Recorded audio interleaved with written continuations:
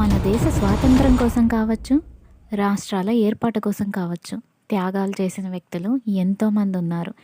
అందులో ఒకరి గురించి ఈరోజు మీకోసం.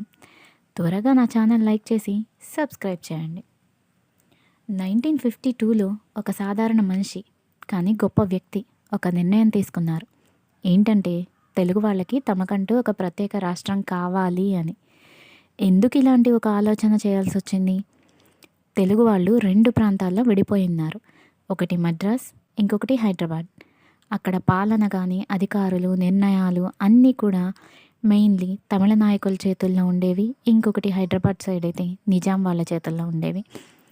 తెలుగువారికి వారి భాషకు తగ్గ గౌరవం కానీ, వారి సంస్కృతిని కాపాడే ఇది ప్లాన్ కానీ, అభివృద్ధి అవకాశాలు, ఉద్యోగాలు, విద్య అలాంటి అవకాశాలు ఏవి కూడా తగినంతగా లభించలేదు. అప్పట్లో ఒక పాపులర్ నినాదం కూడా జరుగుతూ ఉంది, మద్రాస్ మనదే అని. దేశమంతా భాష ఆధారంగా రాష్ట్రాల ఏర్పాటు కోసం నినాదాలు చేస్తున్నారు ఆ సమయంలో. అలాంటి ఒక సమయంలో తెలుగువారికి కూడా ఒక ప్రత్యేక రాష్ట్రం కావాలి అని ముందుకు వచ్చిన ఒక వ్యక్తి పొట్టి శ్రీరాములు గారు. పొట్టి శ్రీరాములు గారు ఎంతవరకు, చాలా వరకు మహాత్మా గాంధీ గారి ఆదర్శాలతో ఉన్నారు. ప్రజల్ని బాధించేది కాదు, ఆయుధాలు కాదు, శాంతి మార్గం మాత్రమే కావాలి అని ఎంచుకున్నారు. అదే ఫాస్టింగ్, ఉపవాస దీక్ష. ప్రారంభంలో ప్రభుత్వం మాటలు ఇచ్చింది కానీ చర్యలు తీసుకోలేదు. దాంతో 1952లో ఆయన ఒక నిర్ణయం తీసుకున్నారు.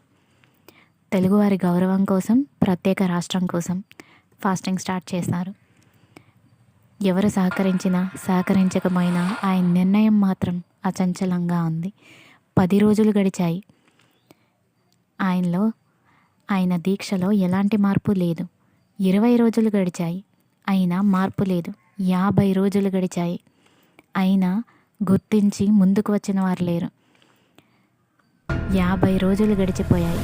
58వ రోజు ఆయన ప్రాణాలు కూడా కోల్పోయారు. ప్రాణాలు కోల్పోవడానికి ముందు ఆకలి కేకలతో ఎంతో దీనమైన స్థితిలో చనిపోయారు. ఆయన చావును కూడా గుర్తిస్తారో గుర్తించలేరో అనే స్థాయికి వెళ్ళిన పరిస్థితి అప్పటిది. అలాంటి స్థితిలో కనీసం ఆయన దహన సంస్కారాలైనా చేయాలి అని చెప్పి తెలిసిన వారిని మాట్లాడాలి అని మన ఘంటసాల గారిని కలిశారు. ఆయన వచ్చి చూసిన ఆ పొట్టి శ్రీరాములు గారి దీనమైన స్థితిని, ఆయన ప్రాణాలు కోల్పోయిన స్థితికి ఆయన చలించిపోయారు. వెంటనే ఆయన గళమెత్తారు. ఆయన గానాన్ని వినిపించారు. ఒక మనిషి ప్రత్యేక రాష్ట్రం కావాలి అని అందరి కోసం తన ప్రాణాలను సైతం లెక్క చేయకుండా 58 రోజుల పాటు ఆహారం తీసుకోకుండా పోరాడి చనిపోయారు. కనీసం ఆయన చావుకైనా ఒక విలువ ఉండాలి అని ఆయన గొంతెత్తి గళాన్ని వినిపించారు. ఆయన పొట్టి శ్రీరాములు గారి చావు వార్త వినిపించగానే తెలుగువారి అందరికీ ఆవేశం రెక్కలు తెంచుకుంది. వెంటనే ఆంధ్ర ప్రాంతం ఒక్కసారిగా లేచింది. ప్రజలు రోడ్డు మీదకొచ్చారు. పట్టణాల్లో ఆందోళనలు, బంద్లు, ర్యాలీలు ఎన్నో జరిగాయి. ప్రభుత్వం కుదేలైపోయింది. దేశాన్ని కదిలించింది ఈ వార్త. ప్రభుత్వానికి ఒక్కటే మార్గం కనిపించింది, పొట్టి శ్రీరాములు గారు చేసిన త్యాగాన్ని గుర్తించి ఆంధ్ర రాష్ట్రం ఏర్పరచాలి అని. అక్టోబర్ 1, 1953 తొలి భాషాపరంగా ఏర్పడిన తొలి రాష్ట్రంగా ఆంధ్ర రాష్ట్రం ఏర్పడింది. పొట్టి శ్రీరాములు గారి త్యాగానికి విలువ దక్కింది. 1953లో టంగుటూరి ప్రకాశం పంతులు గారు ఆంధ్ర రాష్ట్రానికి మొదటి సీఎంగా ఉన్నారు. తర్వాత ఆంధ్రప్రదేశ్ 1956లో ఆంధ్రప్రదేశ్ ఏర్పడింది. తెలుగు ప్రాంతాలన్నీ కలిపి, తెలుగువారు హైదరాబాద్లో, ఇంకా మద్రాస్లో, ఇలా కొన్ని ప్రాంతాల్లో విడివిడిగా ఉన్నారు.